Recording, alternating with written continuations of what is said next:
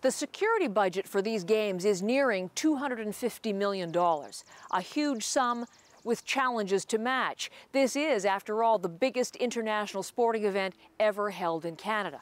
Keeping venues like this safe and the thousands of athletes and spectators, that all falls to the Integrated Security Unit, formed and led by the Ontario Provincial Police. And Superintendent Alison Jevons is the lead planner with the ISU. Thanks for meeting me here at the mountain bike venue. Yes, it's beautiful. Nice to get out of the office. At a busy time like that, for sure. It's a perfect backdrop for us to talk security.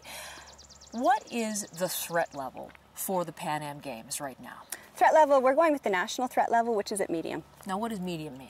Medium means that there is an organization that has been identified as having either the intent or the capability to carry out an act of terrorism. So, is there one specific one? Is it ISIS you're talking about, or any organization that has been identified, any individual organization? So that is that is the potential medium. Have there been any specific threats made against the games? No, there have not. And yet, you prepare, I know, for all sorts of threats. What's the range of possible threats for which you've prepared?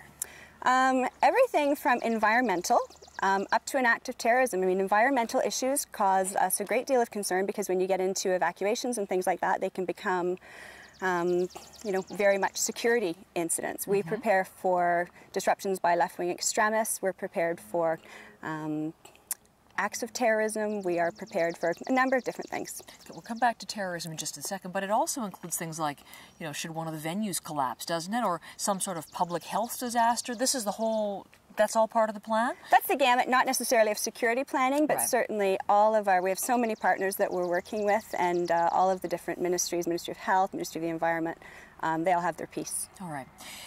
You mentioned terror. So we've known in previous games, Olympics and others, the lone wolf scenario is one that's taken on greater and greater importance that security forces are increasingly concerned with. We saw last October on Parliament Hill the kind of devastation a lone wolf can cause. How did that situation affect your planning, your preparedness for the Games? Every global event that takes place, we are alive to it. Our plans have always been scalable. We started out planning at a low level. We have scaled up to medium. We have the capacity to scale up to high if things change.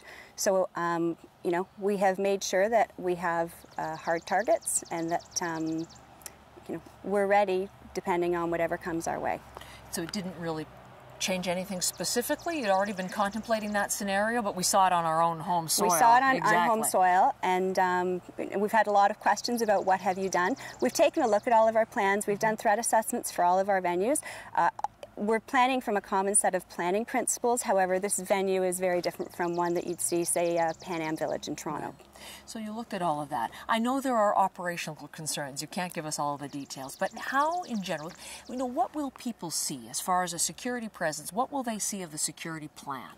Hopefully, they're not going to see the police. Private security is 2/3 of our workforce, and private security is being carried out for the venue perimeters under the direction of the OPP and the Police Services of Jurisdiction. We say people don't go to the hockey game to watch the referee. We are going to be there. We are going to be making sure that it's a safe venue for the athletes, for the spectators, for visitors, but we don't want to be front and center. We want the athletes and the sport to be front and center. So we're going to be there. Celebratory tone. Yes, we'll be there, but we'll be in the background. And it'll be uniformed officers that will be there. There's always much security that we don't see, though, too, isn't there? Intelligence and out of uniform officers and things like that. That's part of the plan as well. And intelligence officers working all the time. We have a joint intelligence group that's up and running and has been for some time, very engaged. Working hard to keep everybody safe. You mentioned the private security company. Some people don't like this. There's the negative, the pejorative phrase rent-a-cops.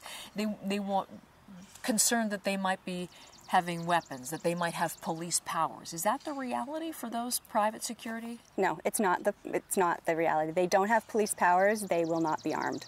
They don't carry any use of force options. Unfortunately, still, when people think of a large international event in Toronto, they think police, they think international, they think G20. Mayhem, trampling of civil rights, etc., all of the things that flowed from that unfortunate situation. How will you ensure there's no repeat of that for these games? This is not the G20. We've said that. that was a very, very different event. This is a celebration of sport. It's a sporting event. You know, we have an officer handbook that we will be giving out to all of our officers who come for deployments. A lot of them have already started, actually. We started deploying a couple of days ago.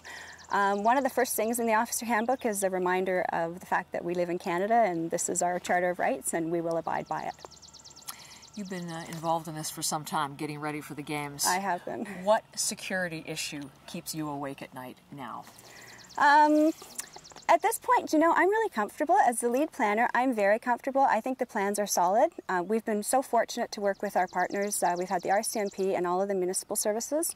And at this point, I think it's just finishing up the last little bit before we press start. But I'm really comfortable. I think we've done a great job collectively of making sure that the games are safe and secure. And they're going to be fun, and they're going to be a celebration, and they're going to put Canada on the map.